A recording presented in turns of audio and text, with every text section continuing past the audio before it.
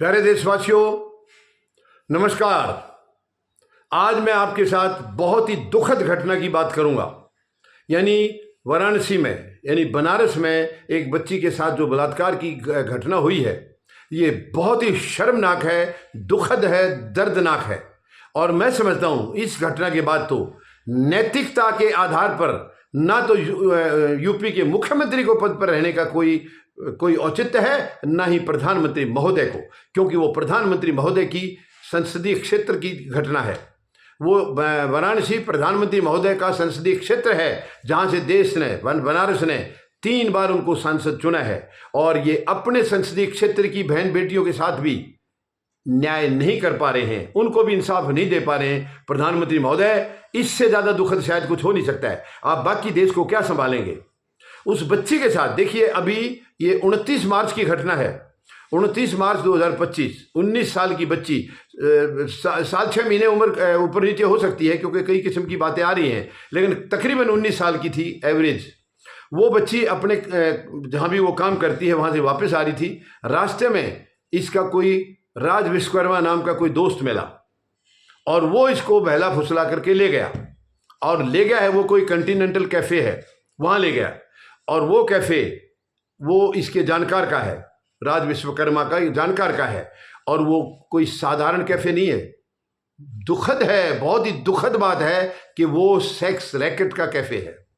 कितनी शर्मनाक है। इस बच्ची को वहाँ ले जाया गया, वहाँ इसको ड्रग्स दिए गए हैं, इसके साथ गंदी हरकत की गई है। और इसके बाद 1 हफ्ते तक उस बच्ची के साथ यही रहा है। उसको अलग अलग जगह भेजा गया है, अलग अलग जगह जाकर के उनके साथ बलात्कार हुआ है। आए दिन, यानी 1 हफ्ते तक 23 लोगों ने इस 19 साल की बच्ची के साथ बलात्कार किया है।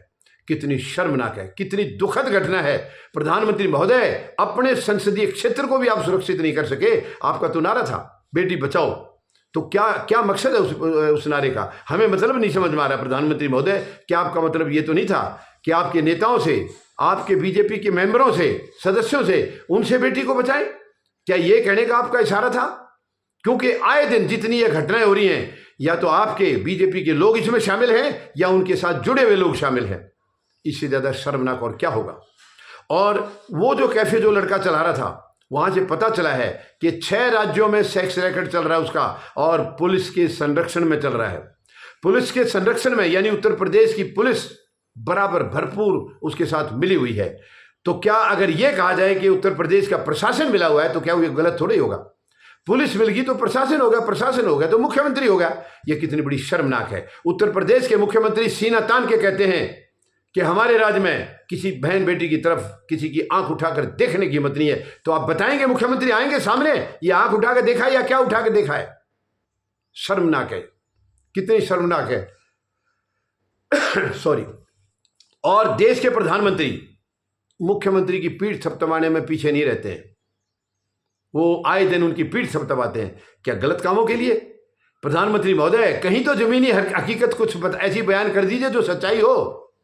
आपने बेटी बचाओ का नारा दिया, और बेटियों के साथ क्या हो रहा है? मैं ये नहीं कह रहा हूं कि पहले कभी नहीं हुआ अत्याचार, बेटियों के साथ पहले भी हुआ है, लेकिन आपकी सरकार आने के बाद 11 साल में तो बहुत बुरा हाल हुआ है, जबकि आपने तो बेटी बचाओ का नारा दिया था। अब वो जो सेक्स रैकेट चलता है, आप देखिए, ये लड़का अनमोल गुप्ता, वो उसको चला रहा है। और केवल वही नहीं चला रहा है, उसका बाप भी इसी धंधे में था। अनमोल गुप्ता का बाप शरद गुप्ता, वो भी इसी धंधे में था। 2022 में बाप बेटा दोनों जेल जा चुके हैं, जेल जा चुके हैं। और ऐसे व्यक्तियों को जेल से छोड़ा जाना, शायद इससे बड़ा दुर्भाग्य कुछ हो नहीं सकता। अगर इनको जेल से नहीं छोड़ा गया होता, इन 2 मतलब बाप बेटे को, तो आज कितनी हमारी बेटियां सुरक्षित होती। ये कितनी शर्मनाक बात है। प्रधानमंत्री महोदय, कौन ध्यान करेगा इसका? कौन ख्याल करेगा? आपके तमाम के तमाम जुमले साबित हुए, जितने बयान आपने दिए हैं चुनाव प्रचार से, यानी 2013 से शुरू किया था आपने, कोई भी आपकी ऐसी बात नहीं थी जो सही साबित हुई हो। तमाम जुमले साबित हुए हैं। अब इसके अंदर यूपी की पुलिस मिली हुई है। 6 राज्य, जिनमें यूपी, दिल्ली, बिहार, महाराष्ट्र, पश्चिम बंगाल और तमिलनाडु, ये 6 राज्यों में यहां से लड़कियों को भेजा जाता है। इस लड़के ने कई, मतलब 8-10 अब सुनने में आ रहा है 5 से 15 तक अपने एजेंट बना रखे हैं। वो लड़के बहन बेटियों के साथ दोस्ती करते हैं, बदतमीजियां करते हैं, उनके साथ गलत हरकत करते हैं और उसके बाद वो रैकेट में फंसा लेते हैं। और जो नूड वीडियोज बना करके उसी के कैफे में बनते हैं, ये वो बना करके ग्राहकों के पास भेजे जा रहे हैं और वहाँ से उसके बाद फिर वो ग्राहकों की पसंद की फिर वहाँ लड़कियों को भेज रहे हैं। इससे ज़्यादा शर्मनाक भारत जैसी पवित्र भूमि के लिए कुछ हो नहीं सकता है, कुछ हो नहीं सकता है। और देश का प्रधानमंत्री भी अपने पद पर विराजमान है और उत्तर प्रदेश का मुख्यमंत्री भी विराजमान है, जिसकी छत्र छाया के नीचे, जिसकी नाक के नीचे ये सब धंधा चल रहा है। मुख्यमंत्री महोदय, आप करते क्या हैं?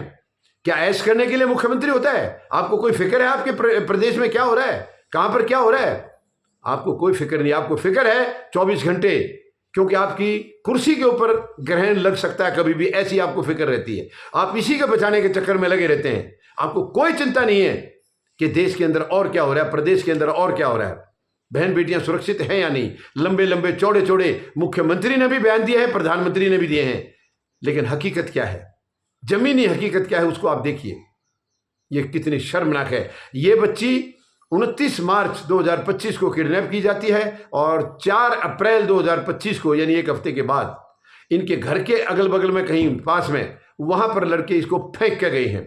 इसके बाद इसकी मां ने जब देखा है बच्ची को तो उनके ऊपर क्या गुजरी होगी इसका अंदाजा लगाना कोई मुश्किल नहीं है। उसके बाद 6 अप्रैल को FIR हुई है और कह रहे हैं कि छानबीन हुई है, छानबीन शुरू है, मगर छानबीन क्या होगी ये इसके ऊपर मुझे भी संदेह है। क्योंकि जब पुलिस संरक्षण दे रही थी तो पुलिस तो सबसे पहले अपना बचाव करेगी, वो इनको क्यों अपने आप को क्यों फंसाएंगे? तो ये बहुत ही शर्मनाक है। यानी घटना जो होगी, दुराचार हो गया है, लेकिन अब उसको सजा भी नहीं मिली इन दरिंदों को, तब क्या होगा? क्योंकि ये आज से नहीं है और इस किस्म के काम बिना सरकार की मिलीभगत के, बिना पुलिस की मिलीभगत के कभी हो नहीं सकते हैं, कभी हो नहीं सकते हैं।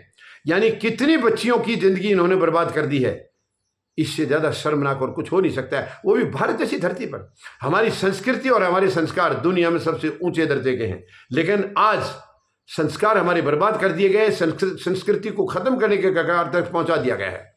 वर्तमान सरकार को कोई फिक्र नहीं है। और मैं तो ये समझ रहा हूं कि डेफिनेट प्रधानमंत्री के उस नारे का मकसद यही था कि बेटी बचाओ, क्योंकि इनको मालूम था कि इनके जो पार्टी के जो सदस्य हैं, चाहे वो किसी भी पद पर हैं, उनकी क्या मानसिकता है शायद वो प्रधानमंत्री महोदय को पता था।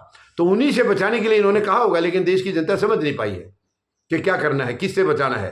तो प्रधानमंत्री महोदय, मैं तो ये समझता हूं कि नैतिकता के आधार पर आपको इस्तीफा दे देना चाहिए। आप देश के प्रधानमंत्री हैं, लेकिन आप उस संसदीय क्षेत्र के सांसद हैं जहां पर यह जुल्म हुआ है, जहां पर एक हफ्ते तक इस बेटी के साथ जुल्म हुआ है, और उसी संसदीय क्षेत्र में यह काम चल रहा है। ये काम चल रहा है, धड़ल्ले से चल रहा है। और आप ही के, जहां तक मेरा ख्याल है, वो कैफे आप ही के राज में शुरू हुआ है। जो कैफे, कॉन्टिनेंटल कैफे जो उस लड़के ने बना रखा है, जहां ये अत्याचार हो रहे हैं, पूरी कहानी इसकी वहीं से लिखी जाती है। वो शायद, मुझे डेट याद नहीं है, लेकिन क्योंकि 2022 में वो जेल में गए हैं बाप बेटा, तो शायद ये उसी टाइम कभी 2-4 साल पहले शुरू हुआ होगा। तो आपके राज में ही शुरू हुआ है। प्रधानमंत्री महोदय, क्या आप जिम्मेवारी लेंगे, नैतिक जिम्मेवारी लेंगे अपनी? क्या आपके मुख्यमंत्री नैतिक जिम्मेवारी लेंगे? अगर लेंगे तो आप दोनों को तुरंत त्याग पत्र दे देना चाहिए। जब आप हमारी बहन बेटियों की सुरक्षा नहीं कर सकते तो आप करेंगे क्या? और 543 संसदीय क्षेत्र में से एक अपने संसदीय क्षेत्र की बहन बेटियों की इज्जत को आप नहीं बचा सकते, तो आप बाकी का क्या करेंगे? 542 का आप कैसे करेंगे? प्रधानमंत्री महोदय, जुमले बंद कर दीजिए, जमीन पर आइए प्लीज। आप आसमान से जमीन पर आइए। आपको जब भी देखते हैं आसमान में आप उड़ते रहते हैं। 8,500 करोड़ का जहाज आपने जनता के खून पसीने की कमाई से ले रखा है और उसको जब मर्जी उड़ान भर जाते हैं आप लेके क्या आते हैं, हमें आज तक कोई दिखाई नहीं दिया है।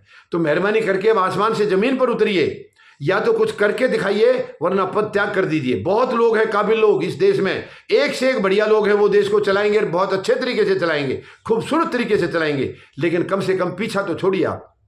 प्रधानमंत्री महोदय, जो आए दिन अत्याचार हो रहे हैं, ये एक नहीं है, आप ही के नेताओं द्वारा बहुत सारे, अब मैं गिनती करने लगूंगा तो शाम हो जाएगी।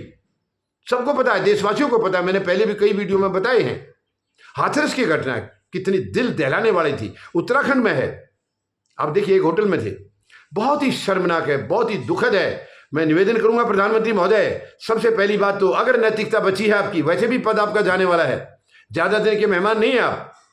आपका सितंबर में 75 साल हो रहा है और उसके बाद आपको जाना ही होगा, क्योंकि आपकी बीजेपी भी चाहती है, RSS भी चाहता है कि आपसे पीछा छूटे। यानी वो सब दुखी है आपसे। मैं कोई गलत नहीं कह रहा हूं। आपकी पार्टी और आरएसएस खुद आपसे दुखी है, आपके आचरण से तंग आ चुके हैं, क्योंकि झूठ और जुमलों से देश परेशान हो चुका है।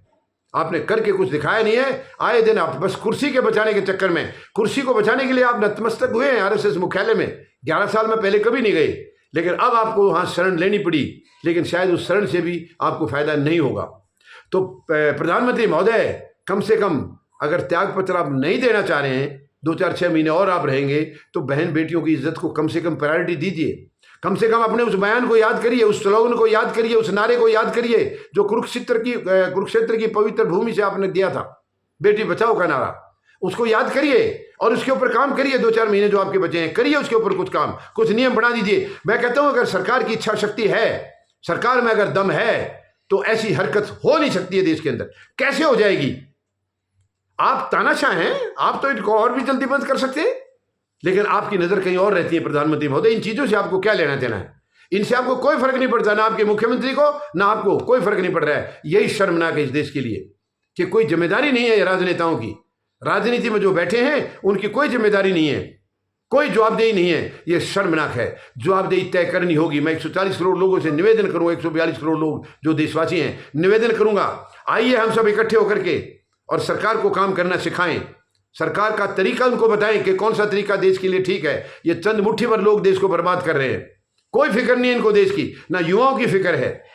युवाओं की जिंदगी बर्बाद हो रही है। या तो उनके लिए पढ़ाई नहीं है, पढ़ाई कर ली तो नौकरी नहीं है, उनको हड़तालें करनी पड़ती हैं, पेपर लीक होता है। कितनी मुसीबतें गिनाएं आपके कार्यकाल की। बहुत अफसोस है। प्रधानमंत्री महोदय, मेहरबानी करिए जरा इस देश के ऊपर, देश पर मेहरबानी करिए। पद का त्याग कर दीजिए, वरना तरीके से काम करिए, जमीन पर आकर के काम करिए। आप जमीन से बहुत ऊंचे उठे हुए हैं, इसलिए कामयाबी नहीं हो रही है। इसलिए आए दिन हर फील्ड में देश की जनता को निराशा हाथ लग रही है, दुख हाथ लग रहे, तकलीफ हाथ लग रही है। मेहरबानी करके अब इसको बंद करिए। धन्यवाद। जय जवान, जय किसान, जय हिंद।